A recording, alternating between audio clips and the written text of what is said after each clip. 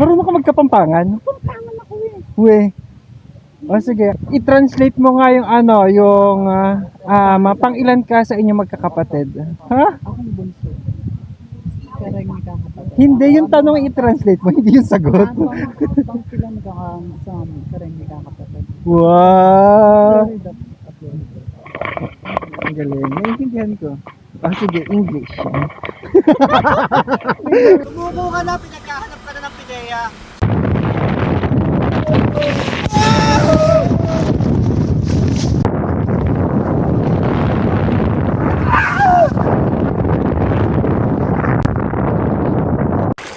Pogi.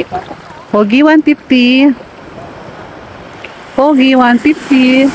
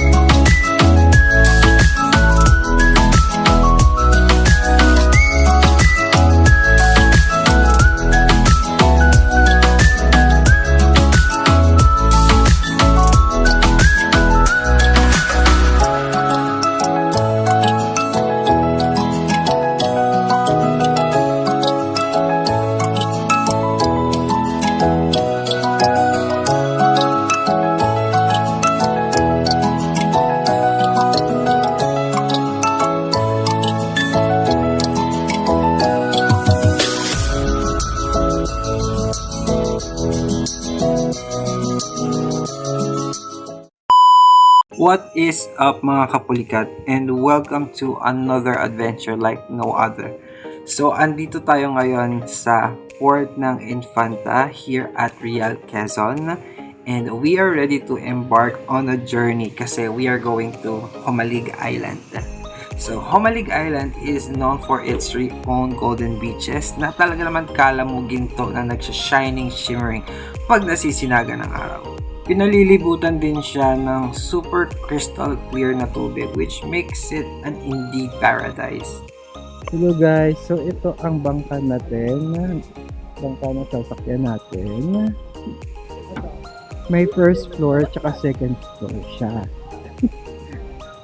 So ayan ang sunrise. So yung iba andito, pwede dito matulog. Tapos kung sumupo dito sa baba.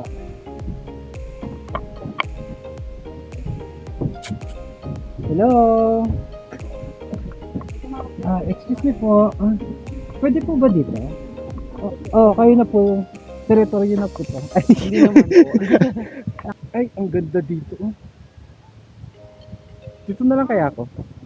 Okay. Pwede po makishare po sa inyo dito. Pero pag umulan, dito na lang po ako sa loob.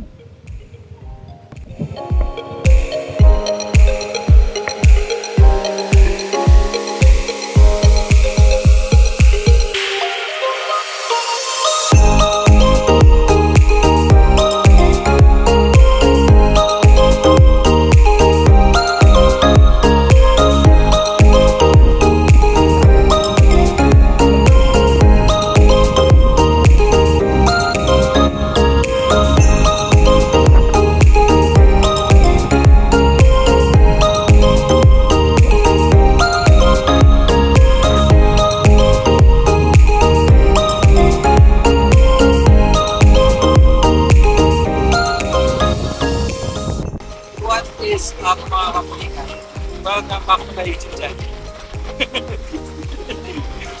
Ito nga pala si Jojon. Si Lex.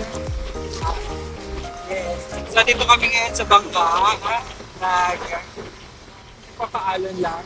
Kaya na magpapaagos sa agos ng buhay. And ayun na guys ang Pulilio Island. So nasa pangunang island pa lang kami ha.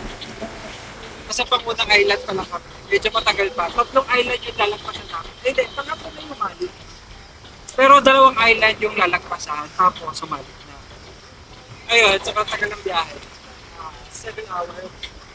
Tapos 12 hours. 12 hours na po. Correction lang, it's 5 to 6 hours boat travel.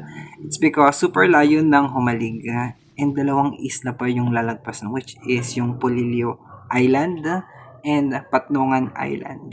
Then Jomalig na. And just an interesting fact, Jomalig came from a Tagalog word na humalik or kiss. O diba, di mo alam yun, no? Kasi the island is shaped na parang labi na humalik. So, ganyan. Grabe naman yung halik na yan.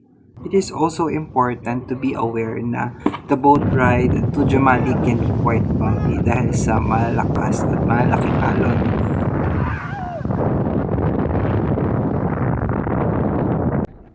Finally touchdown Jomalig Island. Super thankful at ligtas naman kami nakarating.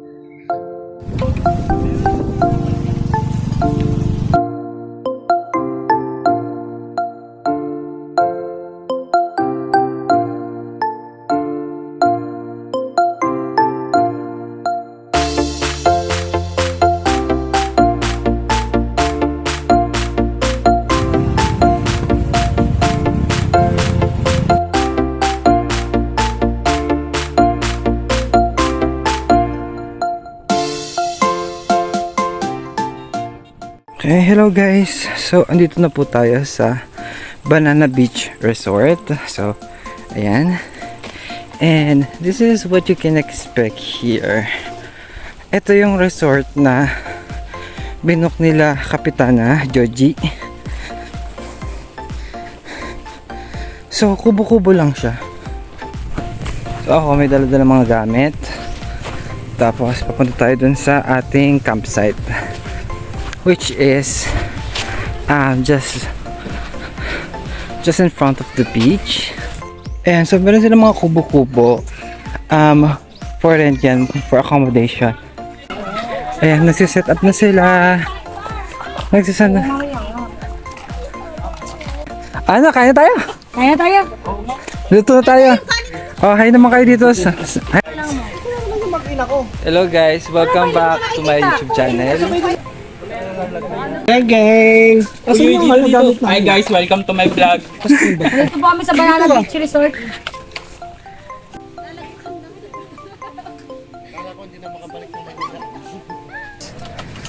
So meron tayong miswa, tinapa, tsaka itlog na maalat. At meron pang saging. Sarap.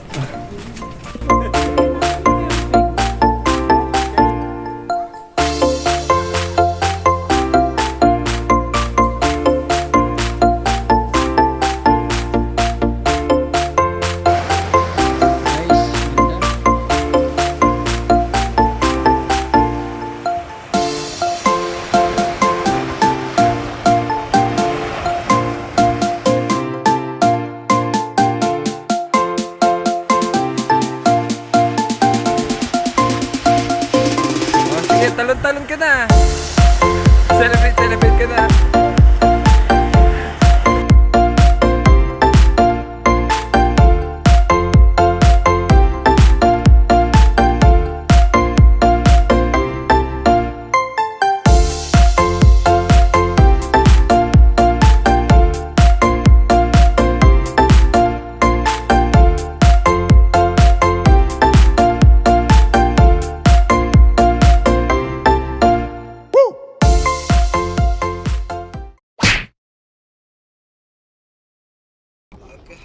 So, andito po tayo ngayon sa Dubai. We are here at the desert. Kasama po natin sa Kapsambales. Kapo po ito sa personal, sir. Mga ma'am, sir. Tama po ang chismis. Grand prize by trip to Boracay, March 13, 14, 15. All expense paid by Kapitana the Explorer.